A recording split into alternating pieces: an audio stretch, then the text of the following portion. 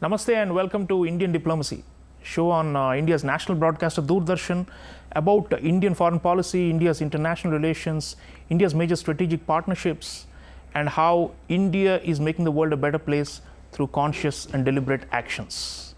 Viewers, in this episode, we are taking up a very pivotal relationship of India, a core strategic partnership, something that's going to be defining India's strategic autonomy and growth in the time to come. This is with the Republic of France.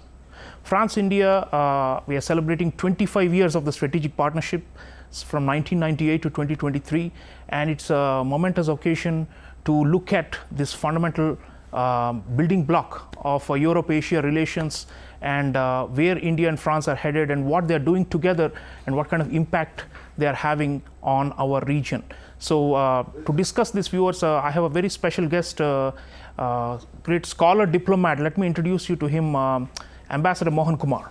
Ambassador Mohan Kumar is a former Indian ambassador to France and to Bahrain, and noted scholar diplomat. He has published a major book on the World Trade Organization. He has represented India on international trade negotiations, and he's a specialist on multilateralism and economic diplomacy.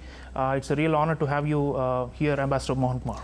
Thank you very much, Professor Chaulia. It's good to be on your fantastic show. Thank you for having me. Ambassador Kumar, France and India, you have been ambassador there, and you have been witness to the rise of this special strategic partnership. And 25 years, if you look back, one wonders what is it that the glue that has really cemented this bond so much, and why is it that, I mean, India has almost 30 or more strategic partnerships formally signed, but the one with France is so robust, and it generates a lot of positive vibes on both sides. So I'd like you to start by reflecting on what is it about France and India that makes it so special and so unique, and why is it that we seem to be converging so much compared to many of the so-called strategic partnerships we have, which are more on paper, but this one is a really powerful strategic partnership that's delivering results for both sides. So why is it that France matters to India and vice versa? So thank you for that question. I think you'll have to go back to 1998 when we conducted the nuclear tests, and literally we were declared a pariah by the Western world. No Western country sent an envoy to France, sent an envoy to India, and they did not receive anybody from India. It is at that time that the late President Jacques Chirac said that we cannot not have a relationship with the other Asian giant. When he said the other Asian giant, he was referring to India. So I think it's good to remember that at a time when the entire world shunned India following the nuclear test, it was France which decided not only to receive a delegation from India, but also establish the strategic partnership. And this is the 25th anniversary, as you rightly said, of that strategic partnership. The other reason is that, as you said, we've got 30-odd strategic partnerships. I can think of no other strategic partnership in which the philosophical underpinnings of the foreign policy is the same. France has an independent foreign policy, so do we. France practices strategic autonomy, so do we. France seeks a multipolar world, so do we. In fact, I used to joke to my French friends, they have a white paper on foreign policy, which we don't have. I used to tell them, just translate the French into English and it will become an Indian white paper on foreign policy. So I think there are several reasons why there is a comfort factor, there is a certain reliability factor. And if you indulge me, Professor Chaulia, just a 1-minute story. I was packing my bags in 2017 as Indian ambassador to Paris when I got a call from the Prime Minister's office, and they said that Prime Minister Modi would like to come and meet with the young leader of France who has just been elected. And I was wondering, where is the urgency, because we could have met him in due course. The Prime Minister said, no, I would like to meet him at the first opportunity. And as it happened, he was the first non-European leader to set foot in Paris to meet with President Macron. And since then, the personal relationship between Prime Minister Modi and President Macron has blossomed. I can say without fear of contradiction that there are only two leaders who were very, very close to Prime Minister Modi. One was the late Japanese leader Abe. The other is President Macron. So there are lots of reasons why India has a comfort factor with France. France does not practice I love you not kind of policy. It's not that 5 years I don't supply weapons to you, then I supply to you. And if you tell a country like France that, listen, we have sensitivities with regard to Pakistan and others, France gets it. So, Professor Chaulia, a variety of reasons why there is a tremendous degree of comfort, reliability and strategic convergence between these two great countries. Ambassador Kumar, you've already touched on the personal chemistry between Prime Minister Modi and President Macron. And like you said, ideas, ideology and common vision, I think it's hard to find a better match in world politics, and some people call it a bromance. But the point is, how much, I mean, you have observed at close quarters these two leaders, and obviously they hold each other in very high regard, and it's a very, very friendly, personally friendly relationship. How much of this really matters? I mean, our viewers would like to know always, is this just showmanship by the top leaders, or actually does it matter that they are so much in sync with each other? What do you, as the implementers of the foreign policy, what is the signal you get from the top when you see that the political bosses are so tight with each other? Countries, their presidents, their diplomats will work for their national interest. No question about it. So you should expect President Macron to defend French national interest, and Prime Minister Modi will, of course, defend India's national interest. But I want to make it abundantly clear to your viewers that really it makes a huge difference if there is personal chemistry between the leaders. The personal chemistry matters on issues where the bureaucrats and diplomats are not able to resolve the issues, and they get kicked up to the leader's level, and then the leader takes a decision based on national interest and leaves aside the other bureaucratic sensitivities and the bureaucratic hurdle. France has a bureaucracy as much as we do. So I think the leader's personal chemistry and relationship matters hugely. And this has been shown time and again in the relationship between countries. Absolutely. So viewers, personal chemistry, strategic convergence, all of this adds up to a very, very dynamic and fast-growing France-India relationship. The strongest pillar in this has always been defense and military ties. And this is what sets apart France-India, because it's truly quote-unquote strategic, unlike so many others. Let's hear from the French ambassador to India, Emmanuel Lenin, about the Charles de Gaulle, one of their aircraft carriers off the coast of Goa, Western India, talking about the defense partnership and why sky is the limit and why France is so eager to build India's defense industrial capacity. Let's hear him and continue the discussion.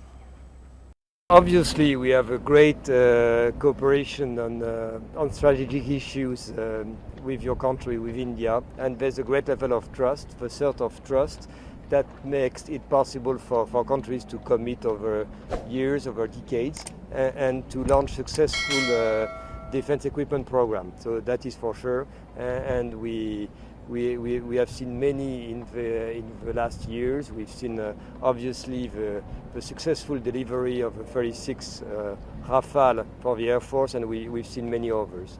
And I must stress that no other country is so much committed to making available to Indian forces the best technologies without restrictions, and so much able to not only to go to do Make in India, but also to go further to co-develop and co-produce equipment. I think our governments at the top level have really understood the vision of Atmani Barbarat, and they really want to be partner in that process to build a national industrial basis for defense industries in India.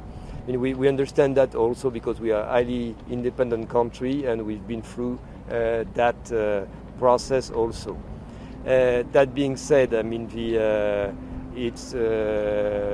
it's good that we do.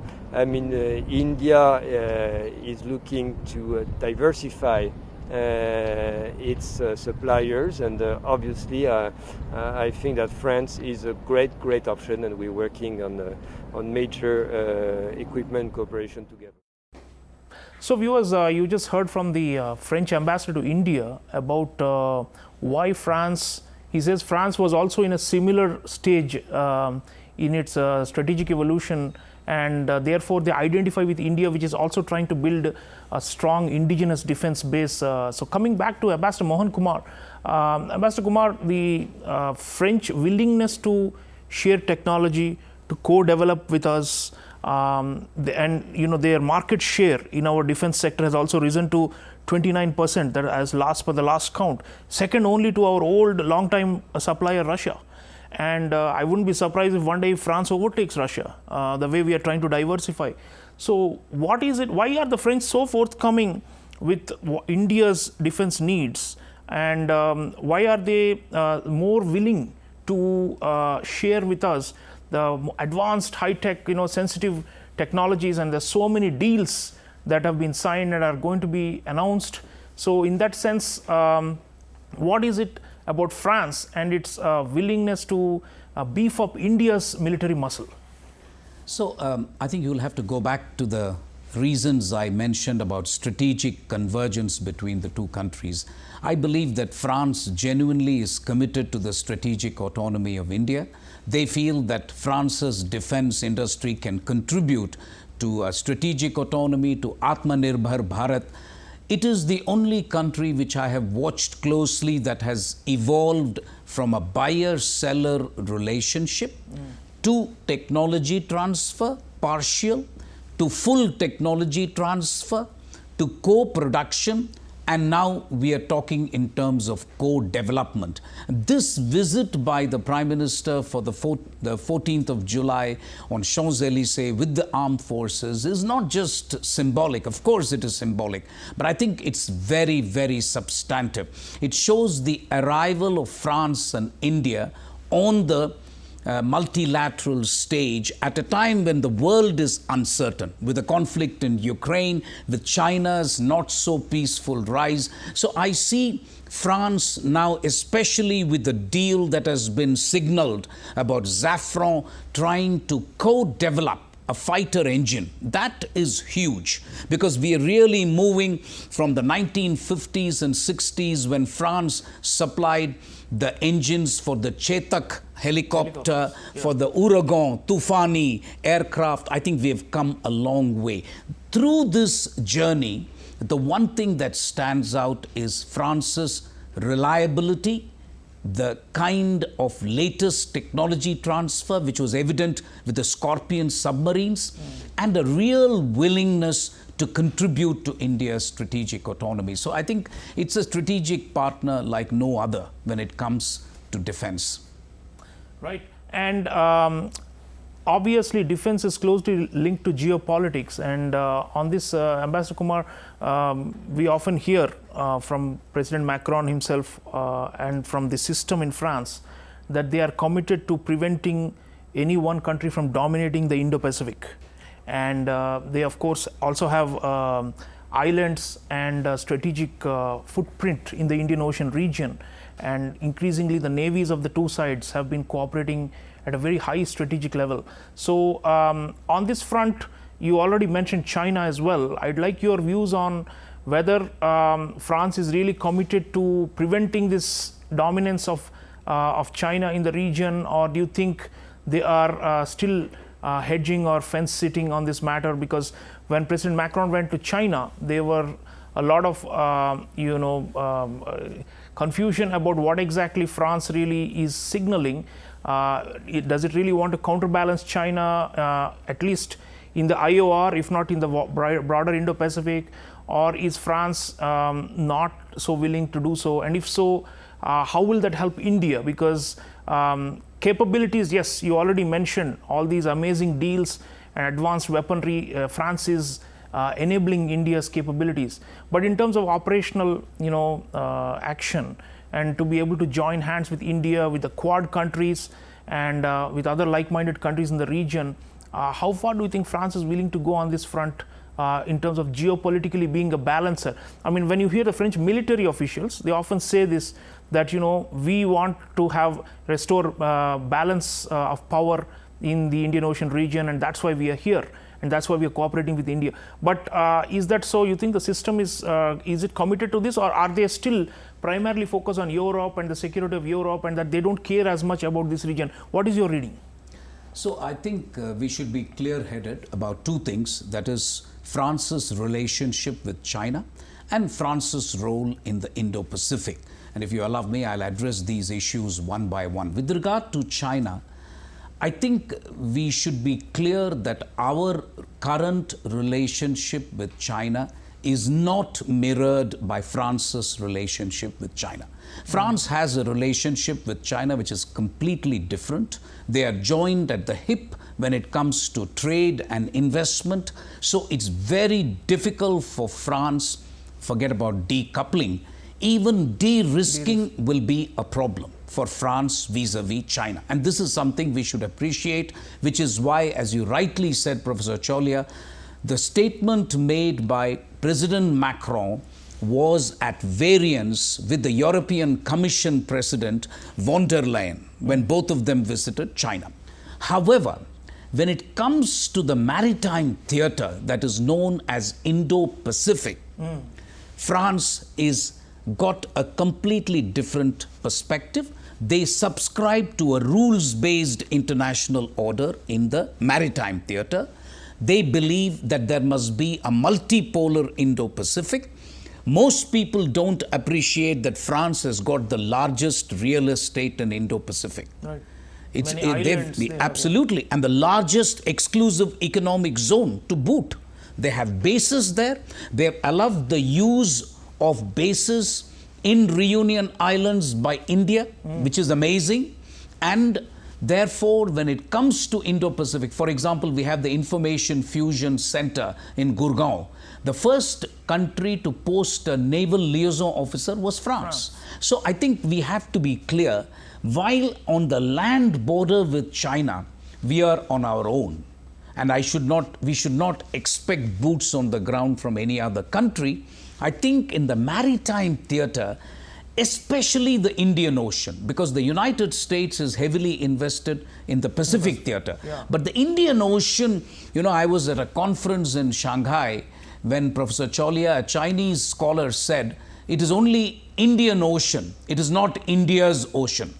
And this was very interesting for me. And therefore, we need partners like France. China has maintained a semi-permanent presence in the Indian Ocean from 2008 onwards. If we want to have real maritime domain awareness, we need countries like France. Indeed, I see the Franco-Indian relationship as a hub for the Indian Ocean. And I see us working in close coordination with Quad. We should not expect France to be a member of the Quad. I don't think they will be. But I think France realizes the importance of keeping Indian Ocean completely based on a rules-based order with freedom of navigation, freedom of overflight patrols, because 60 to 70% of trade goes through the Indian Ocean for the European Union. So it is in France's natural interest to keep the Indo-Pacific theater free from any hegemony. And that is a goal that I think India shares with the France in the Indo-Pacific. Absolutely. So, viewers, Ambassador Mohan Kumar is reminding us that China-France may have a very strong commercial relationship, but when it comes to defense and military and security, actually it's India and France, it's the most happening partnership. But it's not only military and defense and geopolitics. There is an emerging growth areas potential in economic partnership between France and India. And on this, I'd like you to hear from Javed Ashraf, India's ambassador to France, talking about the limitless possibilities in the various sectors in which France and India can work together in order to advance the trade and investment relationship, which has been a bit of an underperformer but is likely to go higher with the strategic guidance from the leaderships of both sides. Let's hear the Indian ambassador to France. Whether it was a round table, whether it was the plenary, whether it was the one-on-one meeting, and it covered virtually every industry, from food processing to agriculture to defense to information technology to health, infrastructure, clean energy. In every sector, the only message that came was we want to do more in India. We want to do more business with India. And it isn't just because of the market in India. They also say that in today's world, because of the geopolitical tensions, you need to do business with people who you count as your friends, who you are comfortable with.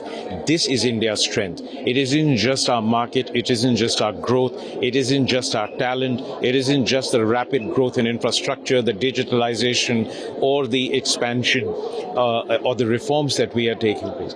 It is also the comfort of shared values of democracy. It is well regarded that India respects international law, that it doesn't assert claims on others. And the fact that we have that political comfort and trust enables business in today's world, which is increasingly being shaped, where economic choices are increasingly being shaped by geopolitics, gives India a unique advantage. So the message that he got today from everyone across every sector and from Minister Olivier Beche was simply this: there is no boundaries, there are no limits to how much India and France, and through France how much Europe and India can do together, and that we can become a force. Remember, we are 1.8 billion people living in democracy and living in shared values. Together we can achieve a lot, and this is the message that the industry and the government both conveyed to him today. So viewers, India's ambassador to France talking about how, because of the trust factor and because of the democracy and the geopolitical closeness, the possibilities for trade relations are likely, are likely to expand. Coming back to you, Ambassador Mohan Kumar, you are an expert on trade, and of course we have booming trade relationships with many countries. But France, the volumes have not been as high. It's still less than $20 billion per annum is a bilateral trade, and two-ways investment also is not excessive, but there is potential. Prime Minister has met so many of the French industry leaders. Our commerce minister has gone, and there are all these roundtables and business one-on-ones that are being organized by our embassy in Paris. What will it all add up to? Because there is a danger of the relationship being confined to only defense, right? That's what we saw with Russia, for example. It was only defense and to an extent oil and gas, and there was no other leg.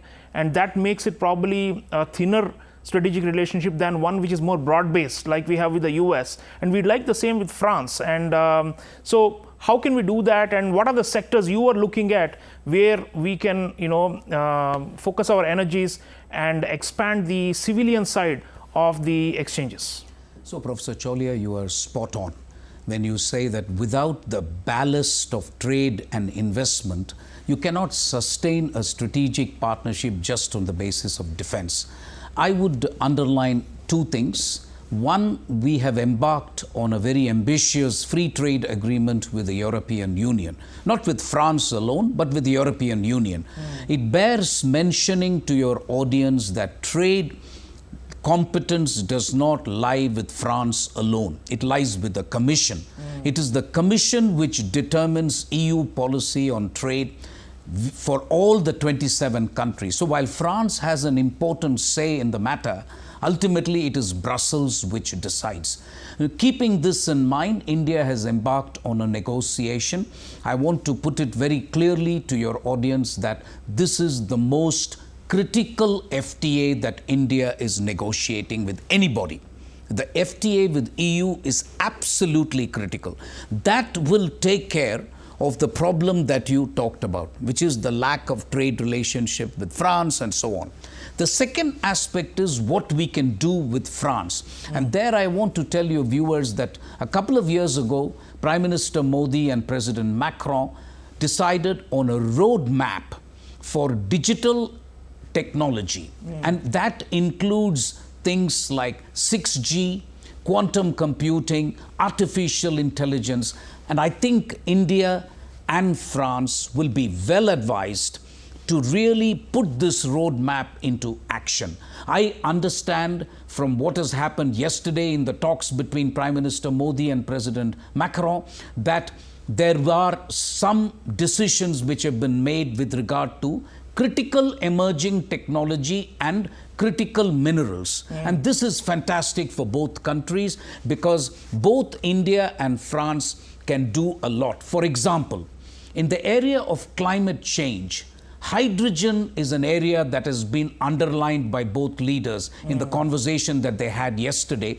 And hydrogen is really the future when it comes to combating climate change. If we can get France's help and others' help to make India the hub for green hydrogen, that will go a long way. So I'm excited by the new areas of cooperation, green hydrogen, 6G, artificial intelligence, quantum computing.